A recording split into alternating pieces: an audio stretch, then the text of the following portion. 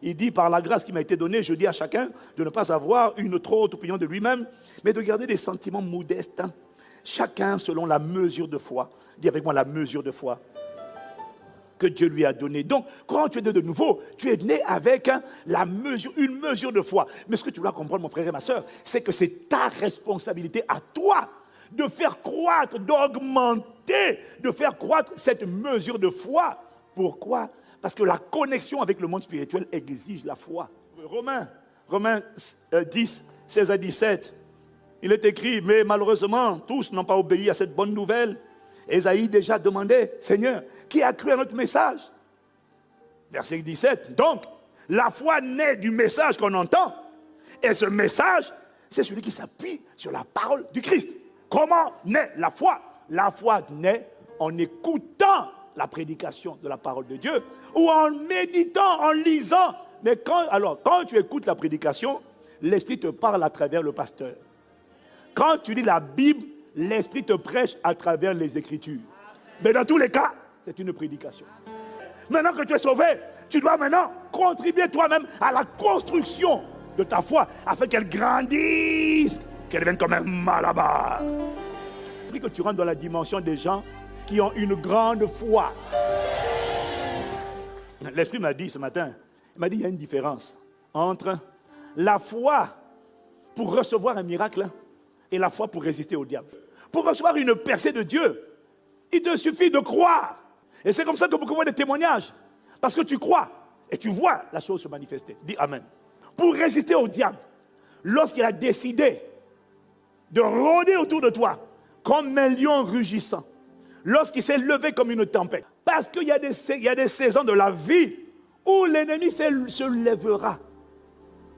Et quand il se lèvera, c'est comme un cyclone, c'est comme un ouragan, et ça souffle, et ça entraîne des souffrances, ça entraîne des coups, ça entraîne une confrontation, ça entraîne une oppression.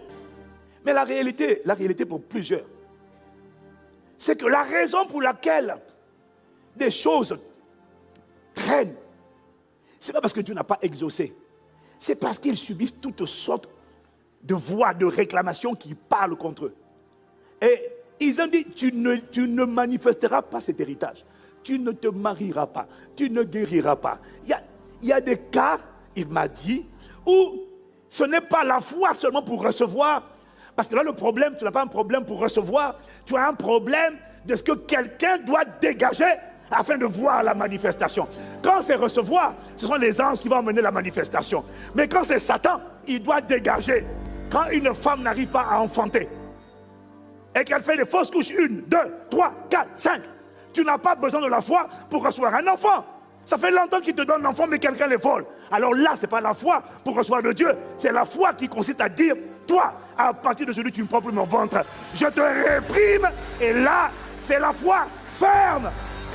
Le mot ferme vient du mot grec temelio. Ça signifie être fondé, être posé sur un fondement. C'est aussi traduit par rocher, roc. Dès lors, la question que tu dois te poser, est-ce que ta foi est une foi juste pour recevoir? Mais tu dois avoir la foi de ceux qui restent fermes. Et le défi pour beaucoup d'entre nous, c'est la fermeté de la foi. Les fois qui ne sont pas fermes, ce sont des gens qui s'agacent. J'en ai marre de Dieu. Maintenant, tu t'en prends à Dieu. C'est comme si Dieu est là à cause de ça. Oui, mais j'ai pris, je ne vois pas l'exercice. Toi, ta foi n'est pas stable. Ta foi n'est pas ferme. Tu vois, elle commence à faire comme ça. La foi qui est accompagnée de la déception vis-à-vis de Dieu. C'est ça. Que Dieu te guérisse au nom de Jésus. Parce que tu blâmes Dieu quand c'est comme ça. Ouais, Dieu m'a déçu, je ne comprends pas. Maintenant, je me suis résigné. Moi, je priais. C'est ça le problème. Tu n'as pas compris qu'il faut prier avec foi. Oui, mais j'avais la foi. Mais j'avais quelle foi? Lorsque Jésus dit à Pierre, dans Matthieu 16, il dit, d'abord Jésus a dit, qui dites-vous que je suis? Pierre a répondu, poussé par l'Esprit, tu es le Christ, le Fils du Dieu vivant. Et là maintenant le Seigneur lui dit, Jésus reprenant la parole lui dit, tu es heureux, Simon, fils de Jonas. Car ce ne sont pas la chair et le sang qui t'ont révélé, dis avec moi révélé. Ce ne sont pas la chair et le sang qui t'ont révélé cela, mais c'est mon Père qui est dans les cieux. Et moi je te dis, Simon, Tu es Pierre. Alors le grec donne Petros. Tu es Pierre. Et que sur cette pierre, le grec donne Petra. Ça veut dire sur ce fondement, je bâtirai mon église. Alors il y a les églises des hommes et puis il y a l'église de Christ. Les églises des hommes, celui qui est membre de l'église, c'est celui qui a une carte de membre. Mais l'église de Jésus-Christ, il a dit moi, mon église à moi. Ce sont ceux qui sont d'accord avec cette affirmation. Tu es le Christ et que le Christ, c'est le Fils du Dieu vivant et que le Christ, c'est Jésus. La postérité de la femme qui vient écraser la tête du serpent, c'est Jésus. Celui qui vient mettre un terme au diktat de Satan, qui est venu vaincre la mort, le séjour de mort, les enfers, c'est Jésus. Celui qui est venu racheter l'humanité et donner, celui qui est venu réactiver le plan que Adam avait suspendu. Quand Dieu a dit faisons l'homme à notre image, selon notre ressemblance, afin qu'il domine, c'était le plan initial de Dieu. Dis Amen. Le péché a interrompu le plan de Dieu pour l'éternité. Jésus est venu donner sa vie pour racheter tous les êtres humains, redonner à Dieu une famille et remettre là où il y avait pause sur le plan éternel de Dieu. Jésus est venu appuyer sur le bouton play et le plan va continuer. Celui qui reconnaît ça, qui reconnaît que c'est Jésus, la réponse de Dieu, alors lui, au ciel, il est inscrit dans l'église. Il y a des gens qu'on a inscrits dans les églises sur la terre. Ils ne sont pas inscrits au ciel. Parce qu'il y a des gens qui doutent que Jésus est la réponse de Dieu. Jésus, il n'y a de salut en aucun autre que lui. Il y en a, ils ont inventé d'autres chemins, d'autres saluts, d'autres machins. Je te dis, ils sont enregistrés sur la terre, mais au ciel.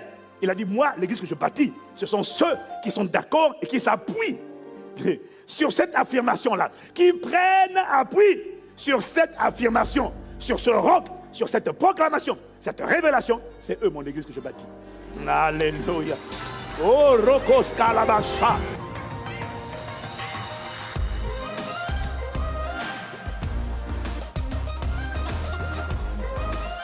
Vraiment rempli de joie. On vient de finir le culte et ça a été vraiment un moment exceptionnel. D'abord, je voudrais vraiment encourager les frères et sœurs à revenir en présentiel. Personnellement, ça faisait longtemps que je suivais le culte nécessairement en ligne. Et là, vraiment, il y a cette grâce de la présence, de la communion fraternelle. Et c'était vraiment puissant. Et aujourd'hui, vraiment ce que je veux partager, c'est l'immense joie d'entendre cette parole puissante de la bouche du serviteur de Dieu. C'était vraiment très fort. C'était vraiment très fort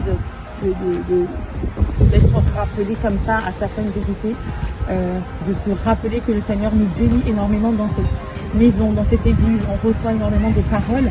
Et là, aujourd'hui, on a eu vraiment des clés. On a reçu des clés pour faire en sorte que ces révélations soient activées, deviennent vivantes et nous donnent vraiment cette foi ferme dont nous avons besoin pour résister au diable. C'était extraordinaire. Vraiment, un culte, comme tous les cultes, hein, ils nous remplissent, mais je crois que il y a des paroles quand on les reçoit, elles produisent encore plus d'effets sur nous que d'autres. Et là aujourd'hui, vraiment je témoigne avec beaucoup de gratitude, beaucoup de reconnaissance de ce que je suis déjà dans une maison comme ici, que je suis ici à Massy-Palaiseau. C'était juste extraordinaire et je rends grâce à Dieu pour ça.